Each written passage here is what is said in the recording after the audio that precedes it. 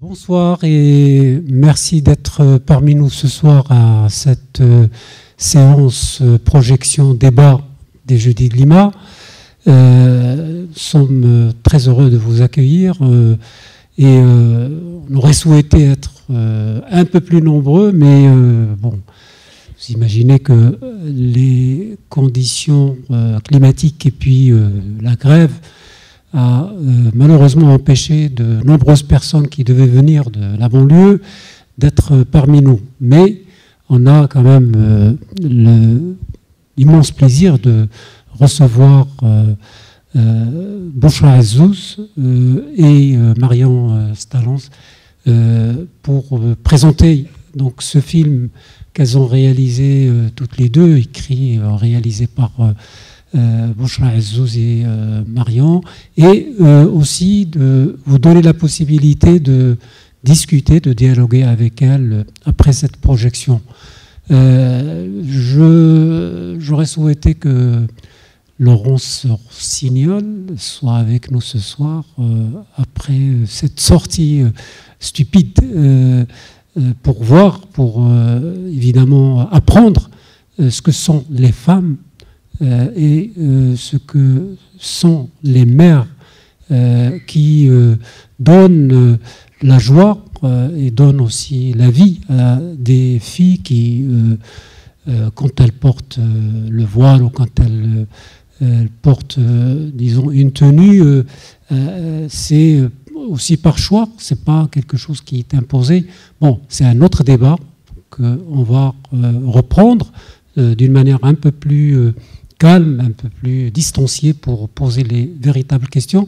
Mais évidemment, les femmes, vous allez le voir dans ce film tonique et sympathique, et puis avec beaucoup d'humour, que les femmes du Maghreb, les femmes de l'islam, c'est une culture, c'est aussi une souffrance qu'elle porte en elle, et évidemment c'est quelque chose qui n'est pas très très facile comme ça à juger avec des phrases intempestives devant des micros.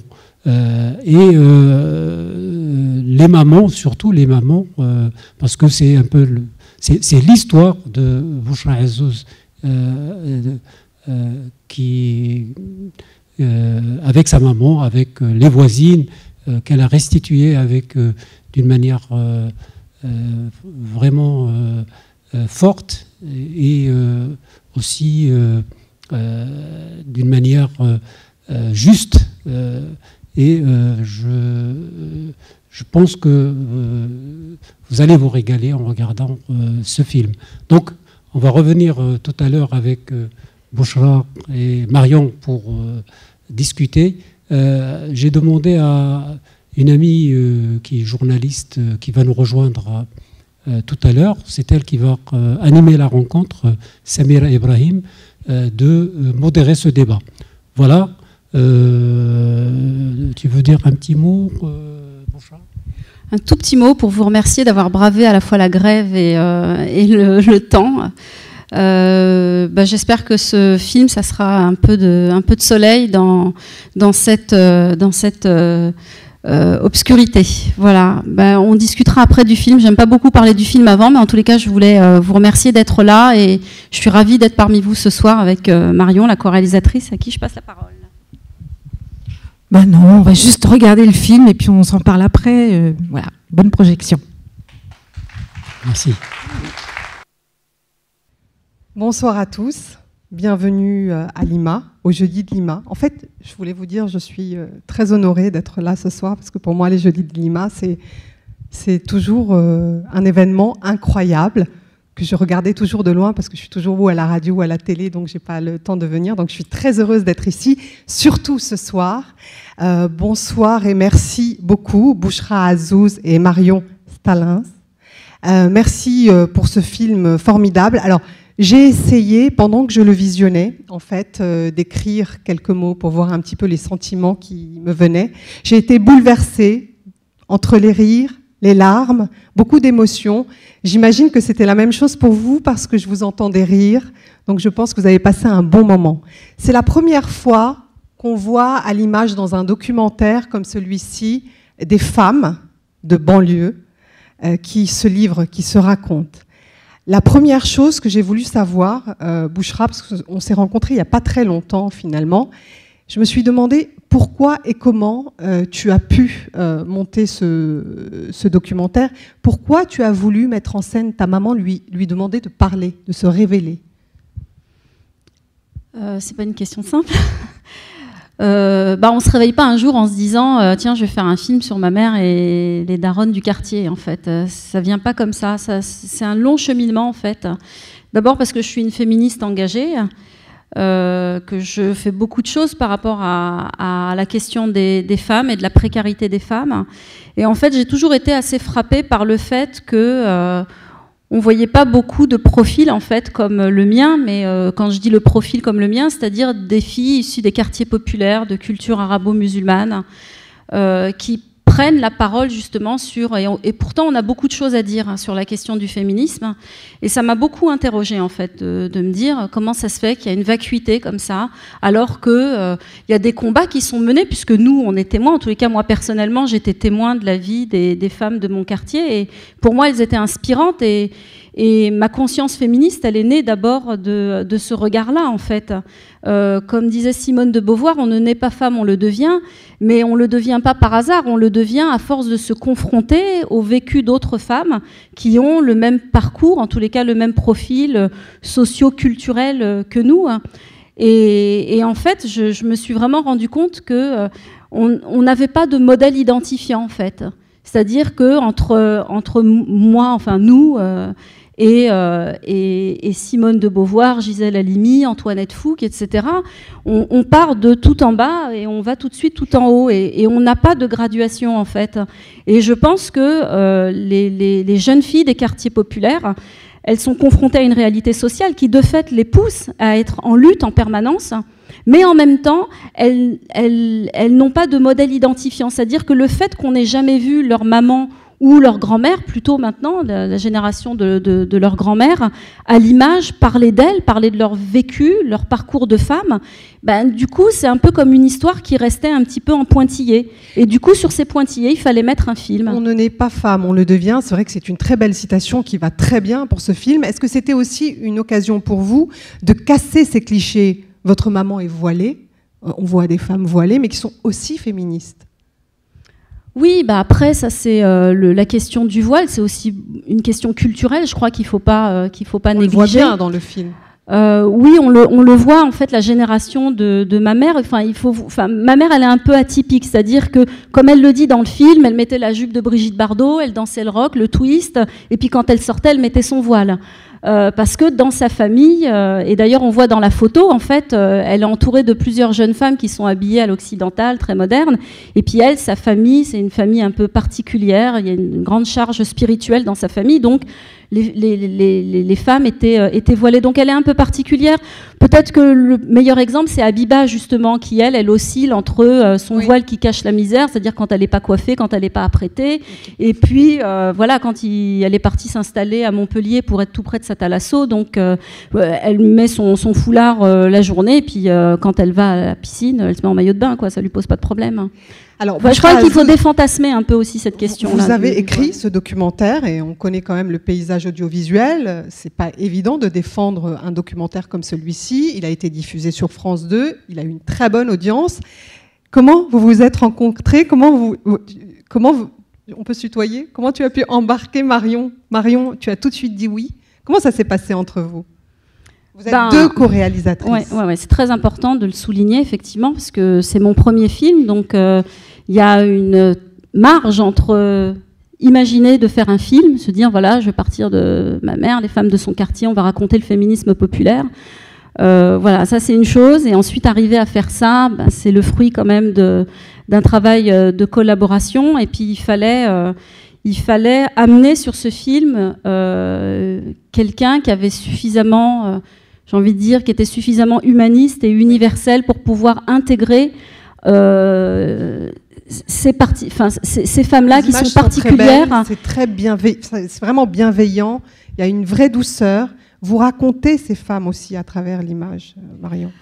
En fait, quand Bouchra m'a proposé de faire ce film, ça m'a paru une absolue évidence. C'était, en fait, d'une certaine façon, mon histoire aussi.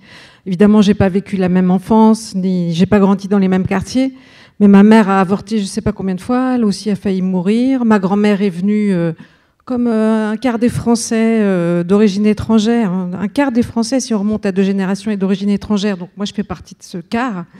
On est très nombreux et je me sentais proche de cette histoire. Ma grand-mère est arrivée pareil, elle était couturière, elle avait rien. Enfin, c'est des histoires assez, finalement, qui font la France d'aujourd'hui. C'est la France d'aujourd'hui. C'est nous tous, cette histoire. Bon, et en plus, par ailleurs, j'étais amoureuse très vite de Rama. La première fois que je l'ai vue, vraiment, quand je suis sortie du rendez-vous, je lui ai dit « J'aime ta mère ». Et j'ai eu tout de suite envie de la filmer.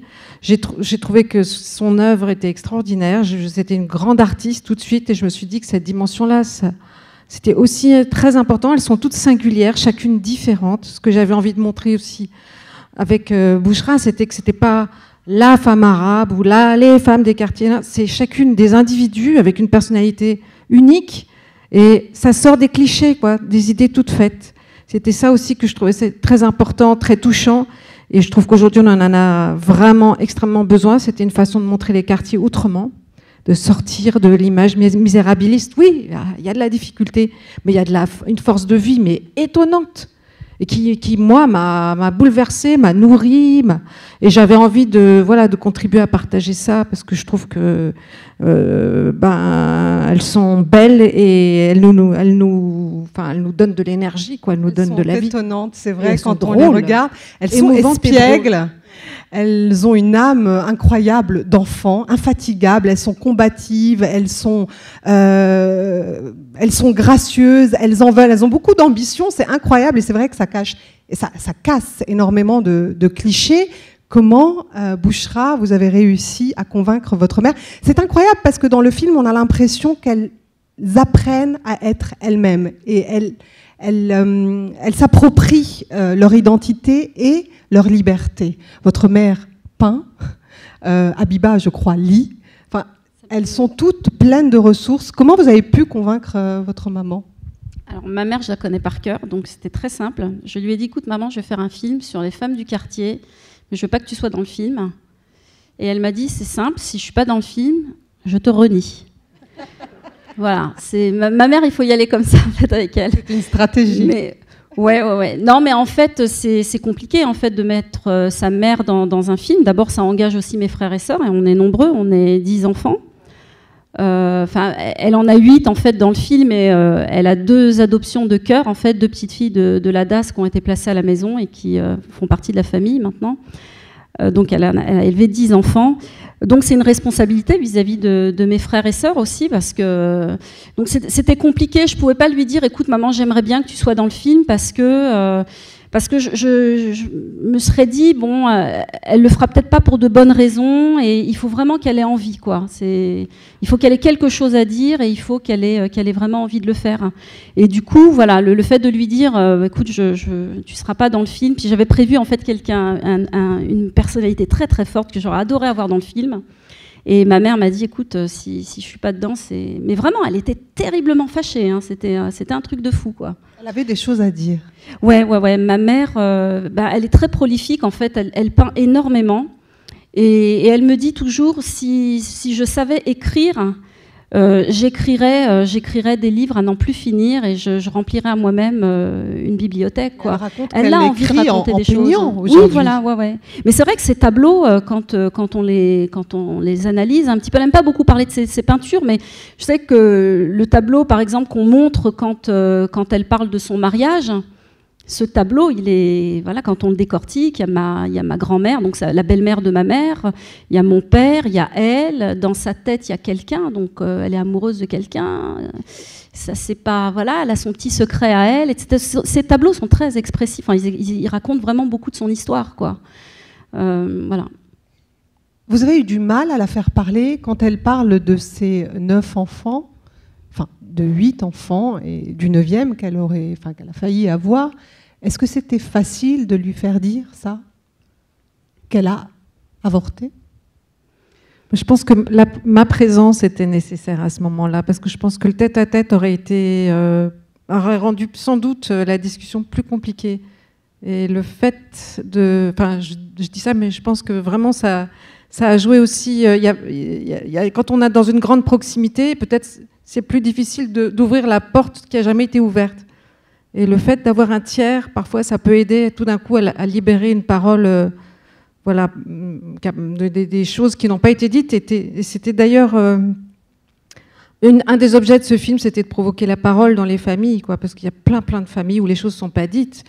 Encore aujourd'hui, quelle que soit l'origine d'ailleurs des familles, sur ces histoires d'avortement, c'est quand même un continent sombre de notre histoire. Mais la condition féminine dans le film est très importante parce que c'est ce qui réunit. Finalement, on a l'impression d'être tellement différentes les unes des autres, dans ces générations tellement éloignées, mais finalement, c'est ce qu'elle partageait, cette condition féminine, avec les Françaises aussi, n'est-ce pas ? C'est ça qu'on a absolument tenu à raconter dans le film, quoi. C'est qu'il y a plus de proximité que d'éloignement, finalement. C'est pour ça que ce personnage de l'institutrice, c'était très important qu'il soit là et qu'on prenne conscience qu'elles ont partagé énormément de choses, toutes ces femmes ensemble. Elles continuent à partager. On continue à partager beaucoup de choses, même si, évidemment, être dans un quartier à Bobigny ou être à Paris, au cœur de Paris, c'est pas la même réalité, clairement. Mais il y a des choses qui nous relient en France, qui nous relient avec toutes les femmes du monde entier. Et on a quelque chose à faire ensemble, toutes les femmes ensemble. Alors Marion, les langues se sont déliées. Est-ce que c'était toujours aussi facile de les faire parler ou est-ce qu'il y a des moments où elles prenaient conscience de ce qu'elles donnaient, de ce qu'elles révélaient, de leur intimité, de leur vie, parce que c'est un film tellement intimiste. Est-ce que vous avez senti ce... Il y a eu... la plupart du temps, elles ont été d'une générosité incroyable, franchement, y compris à raconter les choses les plus douloureuses, quoi. C'est quand même pas évident, comme Yamina qui raconte la mort de sa sœur, on s'y attendait pas. Enfin, on a eu tout le temps Sabrina qui a commencé à nous raconter son départ. Il y avait certaines choses qu'on découvrait, quoi. Et il y a eu des moments quand on a commencé mais ça a eu très peu lieu, hein, mais il y a eu une fois avec Yamina où on a commencé à aborder la guerre d'Algérie et là, l'émotion était trop forte, quoi. Mais sinon, dans l'ensemble, elles avaient toutes vraiment envie de raconter quelque chose, chacune différemment, mais elles avaient envie. Vraiment, elles avaient un désir de nous parler. Et voilà, ça, c'était un cadeau. Rare, oui. Ouais, non, je voulais juste dire un mot par rapport à ce que vous disiez sur le fait qu'il y a une universalité quand même autour des femmes. Je pense qu'elles sont vraiment un vecteur d'universel, les femmes. Un des points de départ, en fait, pour lesquels aussi j'ai eu envie de faire ce film, c'est que la question que je me suis posée, c'est qu'on a vécu en fait à quelques pas du tribunal de Bobigny, là où a eu lieu ce grand procès, ce procès historique pour l'avancée du droit des femmes et la dépénalisation de l'avortement. Et vraiment, je me posais la question de savoir qu'est-ce que faisaient nos mamans dans leur vie de femme, dans ces quartiers, à 2 pas quand même de cet endroit extraordinaire, quoi, qu'a été le procès de Bobigny. Et il y a une chose qui a été extrêmement frappante, qui n'est pas dans le film, qu'on n'a pas gardé dans le film, mais toutes les femmes qu'on a interviewées, que ce soit l'assistante sociale, Mademoiselle Maurice, que ce soit l'institutrice, d'autres institutrices, d'autres femmes du quartier qui ne sont pas dans le film, aucune n'avait quasiment entendu parler du procès de Bobigny à cette époque-là. C'est-à-dire qu'en 1973, elles habitaient à 2 pas du tribunal, et en fait, cette information était complètement étrangères à leur quotidien. Et en fait, une chose dont on ne prend pas suffisamment conscience, et c'est pour ça que la première scène du film, elle est très importante, quand Yamina dit aujourd'hui, elles ont l'avortement, elles ont le stérilet, elles ont la contraception. On ne se rend pas compte la chance qu'on a. Et c'était pas si loin, puisqu'elles sont là pour en témoigner. Ce sont des droits très... Ben, en fait, les femmes ne parlaient même pas du procès de Bobigny entre elles, parce qu'elles avaient peur. Elles avaient peur de la prison, elles avaient peur de la délation, elles avaient peur de... Et du coup, en fait, personne n'en parlait. Pendant des années, personne ne parlait du procès de Bobigny, de l'avortement. Tout le monde savait, l'institutrice dit, oui, j'ai des collègues, mais elle ne le disait pas. Mais c'est une question qui n'est pas, je trouve, assez traitée. D'ailleurs, vous le dites dans le documentaire, que dans les années 70, plus de 300 000 femmes avortaient et chaque année, voilà, plus de 1000 en mouraient. C'est une donnée, enfin, c'est des données qu'on n'entend pas souvent. Alors, c'est vraiment rare, je trouve, de parler de la banlieue de cette manière, de prendre, voilà, un parti pris, de parler des femmes de cette manière. En général, c'est toujours très anxiogène, c'est rarement positif, on est d'accord. Tout à l'heure, quand je vous ai demandé pourquoi ce film, vous m'avez parlé de féminisme, mais est-ce que vous-même, vous avez aussi envie de parler de choses beaucoup plus positives, que ça marche aussi, que les mamans ont un rôle, qu'elles sont justement les piliers de cette société, de la famille, de la petite famille et de la société dans laquelle elles vivent et dans les quartiers. Vous aviez envie de leur rendre hommage, j'imagine. Oui, de leur rendre hommage, mais en même temps, elles font partie de notre histoire. En fait, c'est ce que je dis à la fin du film. Elles rejoignent enfin la grande histoire des femmes d'ici et d'ailleurs.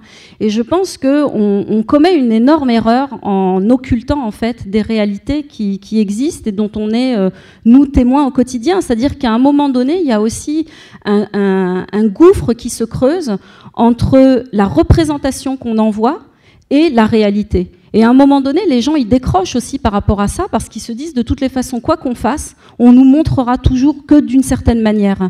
Donc, je crois que c'est important de montrer de façon... Moi, ma thèse, c'est très simple, hein, c'est de dire que les femmes sont vecteurs de changement, de progrès, que c'est par elles que passe la démocratie, y compris, on l'a vu dans les révolutions arabes, et y compris dans nos quartiers populaires. Et du coup, je crois qu'on a tout intérêt, et c'est un combat qui est mené au plus haut. Hein. Il y a quelques semaines, j'étais au CSA où il y a des grands débats sur la représentation de la diversité au sens large, c'est-à-dire des femmes, du handicap, de l'homosexualité, etc., dans les médias. Et je crois que c'est un combat que nous, les femmes, on doit mener aujourd'hui. Hein. Si on veut, à un moment donné, que sur nos écrans, qu'à la télévision, on commence à voir la société telle qu'elle est. Et je pense qu'en plus, c'est bénéfique parce que il faut aussi qu'on arrête de s'auto-flageller et de se dire systématiquement que la République, ça fonctionne pas, que les valeurs de la République, elles s'arrêtent au seuil de nos quartiers. Ça n'est pas vrai. Il y a énormément de choses qui se font. La plupart des militants des quartiers populaires sont issus de l'immigration aujourd'hui. C'est une réalité. Donc ça veut dire qu'on a pris aussi, nous, le relais et que les outils qu'on utilise pour nous battre, pour faire vivre l'égalité, la fraternité, la solidarité, ce sont les valeurs républicaines pour lesquelles on se bat au quotidien. Et ça, je crois que c'est absolument important et urgentissime de le montrer. Marion, c'était important de parler de la banlieue d'une façon plutôt positive, donner un peu d'espoir, montrer ce qui marche. Clairement. Hein. Juste pour abonder dans le même sens, je dirais que quand les femmes trouvent leur place, les hommes aussi, quoi. C'est-à-dire que c'est pas parce que les femmes prennent la parole et montrent leur réalité ou leur vision de la réalité que les hommes sont mis derrière. Au contraire, c'est peut-être la part... en chaque homme, il y a une part féminine, déjà, pour commencer. Et puis quand les femmes vont mieux, les hommes vont mieux aussi. Le monde va mieux. Donc, c'est pas un combat qui est d'un camp contre l'autre, clairement. Sinon, oui, montrer la banlieue autrement, ça me paraît... Ce film a été fait avant les attentats. Et je trouve qu'il prend encore plus de sens. Enfin, il pouvait pas en perdre, mais on a une polarisation du débat qui est tellement, enfin, il y a tellement de gens qui ont des œillères qui se ferment, la haine qui monte, l'incompréhension, le jugement a priori. Je pense que avoir une tête d'arabe aujourd'hui, c'est pas facile. C'est encore moins facile qu'avant. Et ces femmes-là, qu'elles soient voilées ou pas, elles sont regardées d'une certaine façon, elles sont jugées a priori, elles sont regardées avec des codes qui les décryptent avant même qu'on ait eu le temps de les connaître. Le film, il ouvre une fenêtre sur leur réalité. Ce sont des êtres humains, elles sont belles, elles sont singulières, elles sont uniques. Enfin, je me répète un peu, mais voilà. Et la banlieue est remplie, la banlieue comme la France entière, parce que c'est pas juste en banlieue, est remplie de gens qui sont riches, qui ont un parcours d'émancipation extraordinaire et qui, comme plein de femmes ont eu. Mais je trouve que voilà. Enfin, en plus, elles sont combatives. Elles ont eu des histoires très particulières, chacune, des histoires très compliquées. Elles se sont battues.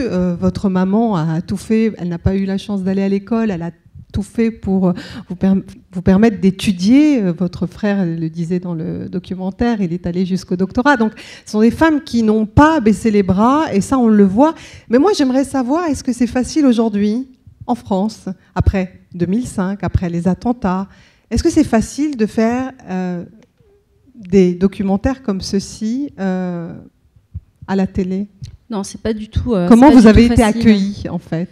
En fait, moi, j'ai eu beaucoup de chance. C'est qu'à l'intérieur de France Télévisions, je suis tombée sur une femme qui s'appelle Caroline Glorion, qui me connaissait pas, qui a eu le dossier Nos mères, nos daronnes sur son bureau, qui l'a lu et qui a eu vraiment un coup de cœur et qui s'est vraiment battue, mais à un point. D'ailleurs, je déjeunais avec elle aujourd'hui et elle m'a révélé des choses que j'ignorais complètement sur les méthodes un peu orthodoxes qu'elle a utilisées pour faire accepter ce film.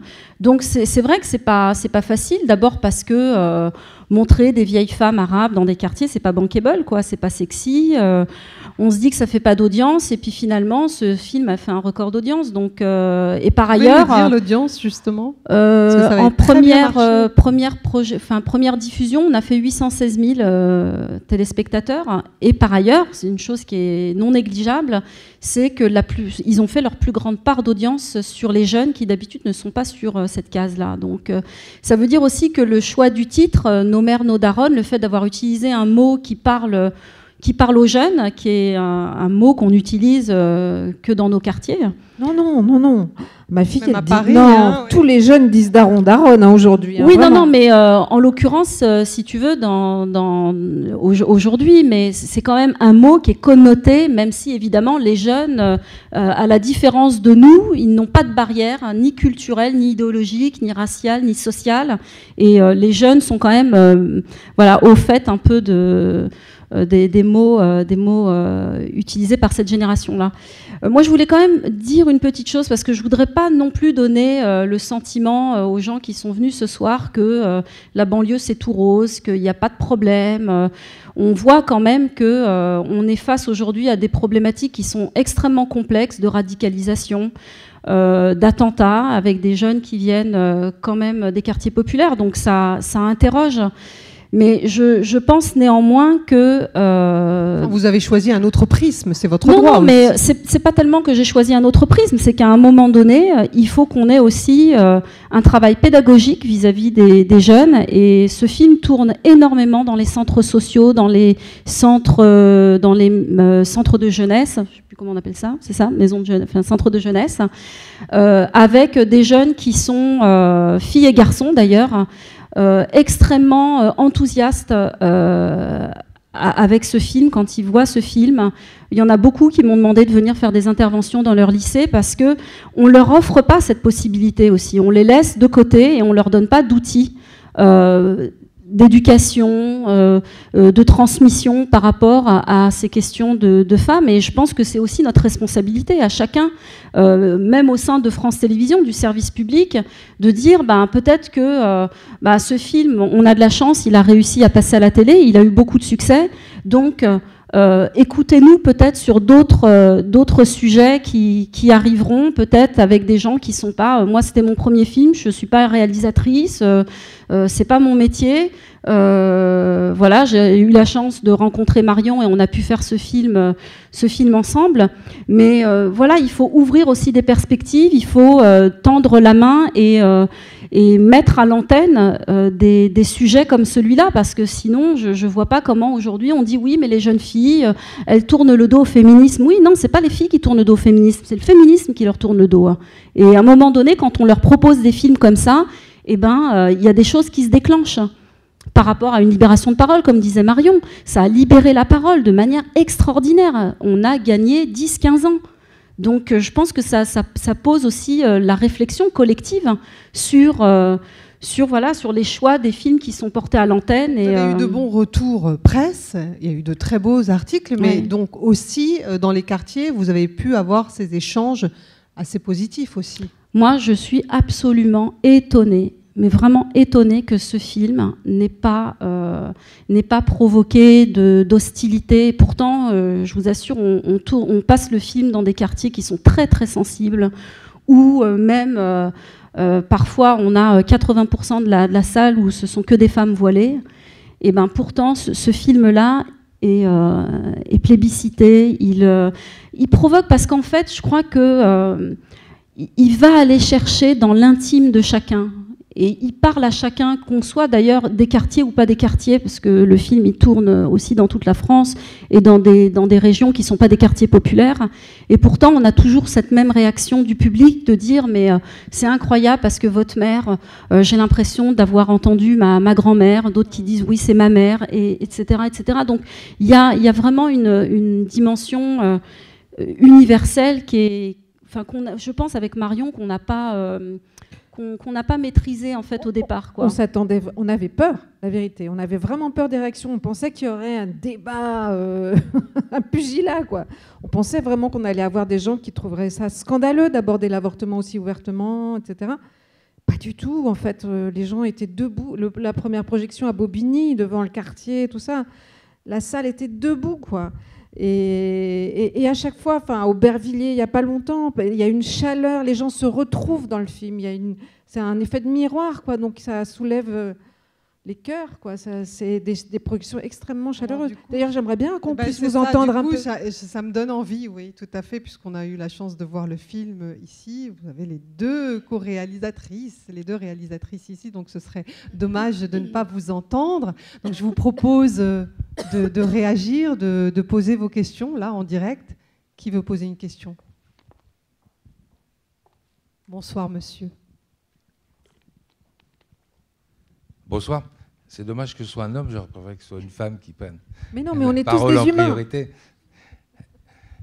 J'ai envie de dire, on a une chance quelque part d'être en France et dans un système républicain où la liberté des femmes peut être avancée. Vous parlez d'avortement, moi je me souviens que dans les années 70, toute ethnie confondue, l'avortement n'était pas possible, sinon il fallait aller en Suisse ou en Angleterre pour se faire avorter. Donc on a des avancées, on a de la chance quelque part, entre guillemets, d'être en France. Vous parlez des quartiers populaires ou de différents quartiers de banlieue. J'ai envie de dire attention. On a une politique qui s'est faite dans des quartiers où la mixité était renforcée. Souvent dans des municipalités rouges ou communistes, j'ai envie de dire. Dommage que Jacques Lang ne soit pas venu d'ailleurs pour inaugurer cette séance ce soir. Ça aurait été bien qu'il l'ouvre, surtout en étant de gauche. Donc c'est quand même là que ça s'est passé quelque part.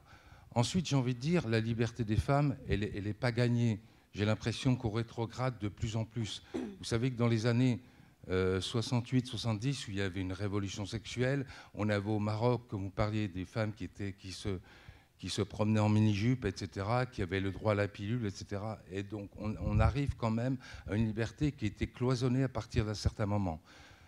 Je suis content que ce soit quand même des femmes d'un certain âge qui ont eu des contraintes dans le Maghreb ou d'autres pays, hein, bien sûr, à avoir l'obligation d'être mariée à telle personne, etc., et de suivre des règles musulmanes, y compris les violences sexuelles faites aux femmes dans certaines communautés qui sont quand même présentes et qui sont importantes.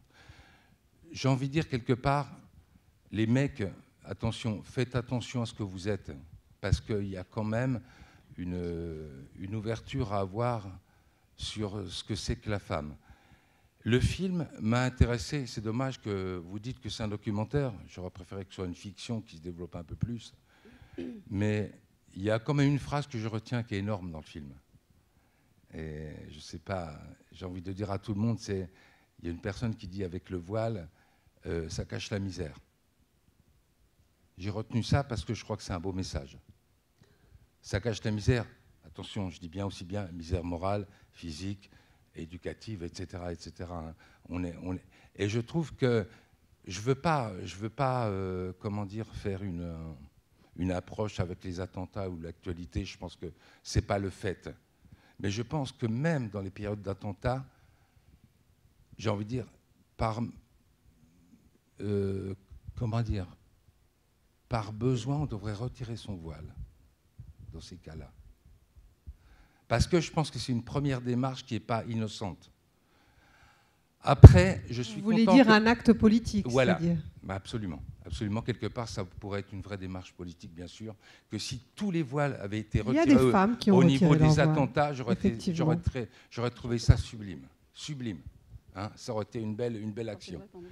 Et en même temps, je trouve que c'est bien que les jeunes découvrent nos mères, nos daronnes, qui est pas un mot spécifique. Hein. Daronne, je crois que c'est... Moi, j'entendais ça dans les ciné-clubs, dans l'argot des années 50 de Gabin et tout. On disait nos daronnes, hein. C'est un mot qui est particulier, celui-là. Et je trouve que c'est bien que ces femmes qui ont vécu l'obligation de mari, l'obligation de ne pas avoir de pilule, l'obligation de ne pas pouvoir avorter, etc., revendiquent un féminisme actuel. Et je dis, putain, en France, heureusement qu'on l'a, parce que prenons des exemples sur l'Afghanistan, la Birmanie ou d'autres qui sont des pays musulmans, on est loin de tout ça encore, hein. Il y a encore du chemin à faire. Donc j'ai envie de vous dire, quelque part, bravo pour ce film. Et puis, si les jeunes peuvent s'ouvrir et pas rétrograder, je pense qu'on a gagné beaucoup. Et que c'est un beau message que ces darons et que ces mères nous donnent. Voilà. Merci pour votre témoignage. Bouchra, enlever le voile, c'est un acte politique. Je crois que vous portiez le voile à un moment donné et que vous l'avez ôté.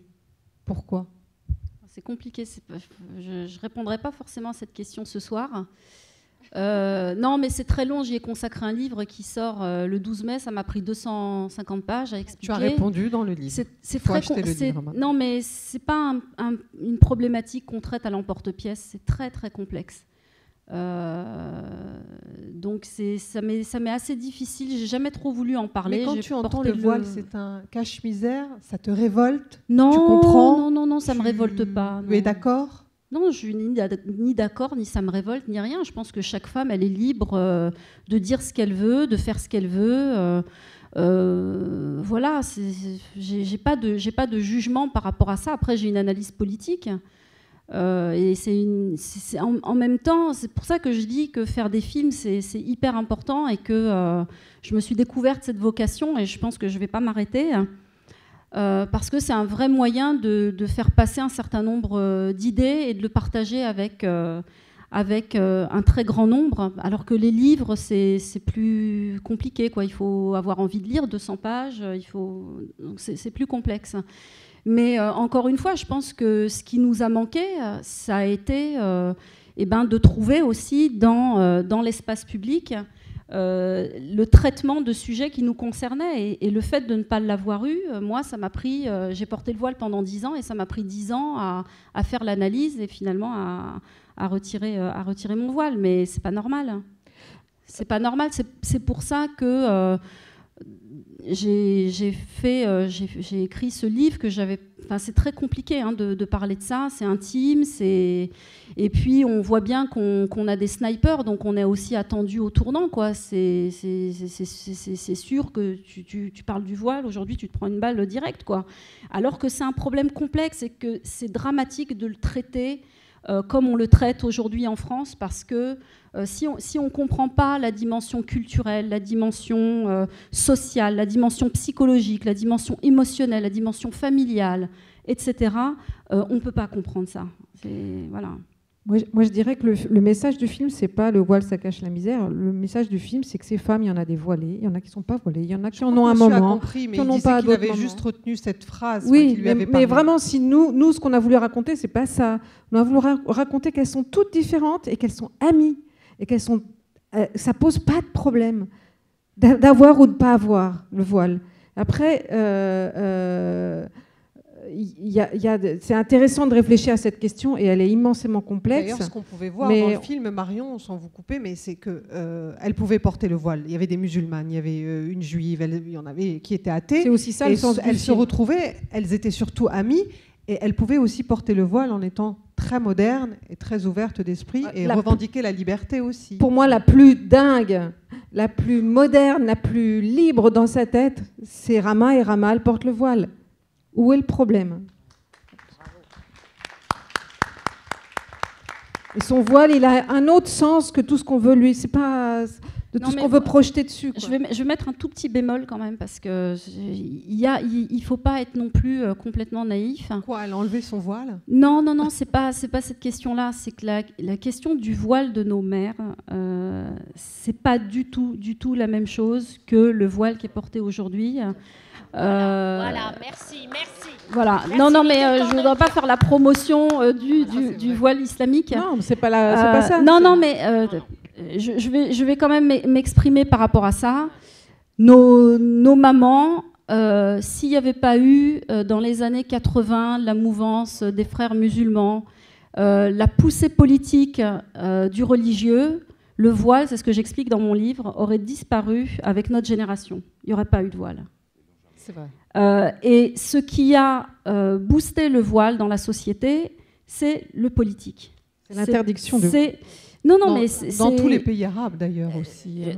Et du coup, ce que j'explique dans ce bouquin, c'est qu'en fait, en 30 ans, il y a un remplacement culturel qui s'est fait, et il n'est pas passé par nos mères, parce que les islamistes, ils ne se sont pas attaqués à nos mères, parce qu'ils savaient que de toutes les manières, c'était mort. L'islam de nos parents, c'était un islam traditionnel, un islam qui était quelque chose de... Elle le disait dans le film. Hein. Oui, on faisait le ramadan, on priait, mais et on ne cherchait pas plus loin. Voilà, il n'y avait pas de comme on voit aujourd'hui. Très sincèrement, les gens se posent des questions. Des fois, je me demande s'ils ne sont pas débiles, quoi. C'est-à-dire, on se pose des questions sur tout. C'est quoi qui est licite, illicite? Ma mère, elle le dit très bien dans le film. À un moment donné, on est comme un jardin de toutes les couleurs. Donc, il y a des nuances. Et la pensée, elle doit être nuancée. Notre approche du religieux doit être nuancée. Et on doit réfléchir à un moment donné aussi à la part politique. Et ça, il me semble que c'est important. Moi, j'ai fait cette analyse, mais je l'ai fait toute seule dans mon coin, et ça m'a pris énormément de temps. Mais je crois qu'il faut dépassionner aussi ce débat. Vous avez un environnement qui vous permettait de le faire. Aujourd'hui, il y a des jeunes qui ne peuvent pas, qui n'ont pas cet environnement, qui ont des parents qui ont aussi rigoristes. On a tout tué dans les quartiers populaires. On a tué l'éducation populaire. Je veux dire, on a tout tué. On a laissé un boulevard aux religieux, aux extrémistes. Et après, on s'étonne 30 ans après de ce qu'on voit dans les quartiers populaires. Je suis désolée, nous avons une part de responsabilité qui est éminemment politique. Voilà, c'est tout. Moi, je peux donner quelques conseils aux politiques, hein, s'ils veulent déradicaliser, s'ils veulent créer les conditions de la République dans les quartiers populaires. Moi et mon ami Warda, on est à leur disposition. Et on peut leur donner quelques petits cours particuliers. Et s'ils appliquent juste 10 mesures qu'on leur donne, on réglera beaucoup de problèmes. Je viendrai vous aider. Madame. C'est parfait, on va faire un commando. Il y a énormément de questions. Moi, je voulais juste vous dire que nos mères, nos daronnes, c'est juste excellent. Moi, je me retrouve complètement. Je suis issue de ce qu'on a appelé la première génération, l'immigration, les parents qui sont arrivés dans les années 50. Donc, je pense pas beaucoup de différence avec votre maman, ou très peu. Et j'ai envie de vous dire bravo, courage. On a presque envie de dire que c'est nos mères, nos daronnes, et vous auriez pu finir nos mères courageuses, les mères courage. Parce qu'elles ont tout assumé. Elles ont assumé l'indépendance pour certaines. Elles ont été militantes. Elles ont été des mères. Elles ont été des épouses. Elles ont été des confidentes. Elles ont tout fait, elles ont bravé le regard de l'autre, parce qu'on est quand même dans un contexte où, à l'époque, ça devait pas être simple, parce on sort de la colonisation, etc. On sort du protectorat pour certaines. Elles viennent dans un pays inconnu. On pourrait presque... Vous finissez le film de Yasmina Benguigui, qui était Inch'Allah dimanche dans les années 70. Vous tracez une trame entre ces mères d'hier et ces mères d'aujourd'hui. Moi, je suis une mère issue de l'immigration. C'est pas facile tous les jours. Je peux vous dire que même aujourd'hui, je dois doubler de courage au travail, parce qu'il y a toujours un regard qui se pose encore sur nous. Quand on nous pose la question de savoir où on part en vacances, on ne me demande pas si je pars en Bretagne, si je pars dans le fin fond du Larzac, etc. Tu passes tes vacances cette année au bled. Voilà. Donc ça n'a pas beaucoup changé. Il y a des mentalités à changer. Votre film changera les mentalités s'il est de plus en plus diffusé dans les maisons de quartier. Oui, les hommes politiques doivent voir ce film et c'est un film pédagogique pour les hommes politiques d'aujourd'hui.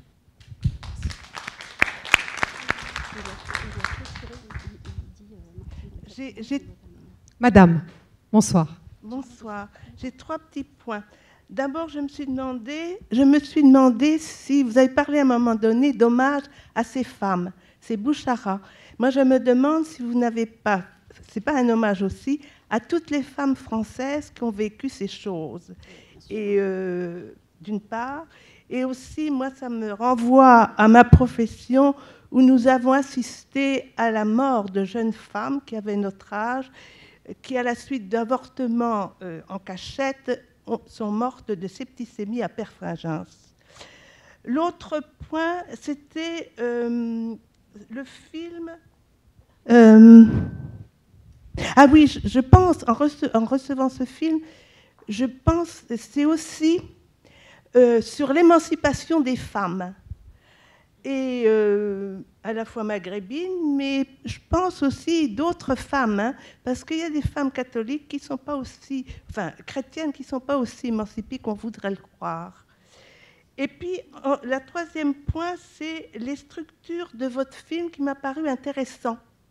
Interview, extérieur, et aussi, vous avez par rapport à la musique. Alors, si vous pouvez, voilà, j'arrête.